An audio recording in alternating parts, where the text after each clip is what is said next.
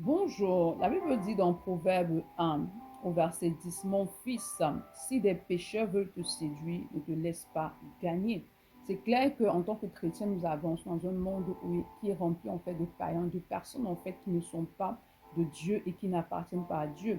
Mais c'est pas pour autant que tu dois te laisser influencer par ces personnes-là. Tu vis dans le monde, mais tu n'es pas du monde, tu n'appartiens pas au monde en fait. Donc il est important pour toi de veiller à ne pas te laisser séduire. Et pour cela, tu dois t'appuyer sur le Saint-Esprit. Ne pas se laisser séduire, ça veut dire que tu ne dois pas te laisser entraîner par les mœurs de ce monde, par les mœurs des personnes en fait qui ne servent pas le même Dieu que toi. Tu ne dois pas te laisser influencer à faire ce qui s'oppose à la parole de Dieu, juste pour t'intégrer dans un système en fait qui n'appartient même pas à Dieu. Donc le Seigneur te dit ce matin qu'il est important de veiller sur le salut de ton âme et de veiller sur les personnes en fait qui t'entourent. Parce que si tu n'es entouré que des personnes qui ne sont pas de Dieu, alors à un moment donné, tu risques justement d'agir comme ces personnes-là. Donc c'est pourquoi tu dois demeurer dans la parole de Dieu, grandir dans la connaissance et la révélation de la parole de Dieu, parce que la parole de Dieu te montre comment tu dois vivre et comment tu dois te comporter dans ce monde au milieu de ces personnes-là qui ne servent pas le Seigneur. De plus, tu dois t'appuyer sur le Saint-Esprit, qui est celui qui te rend capable de résister à toute forme de séduction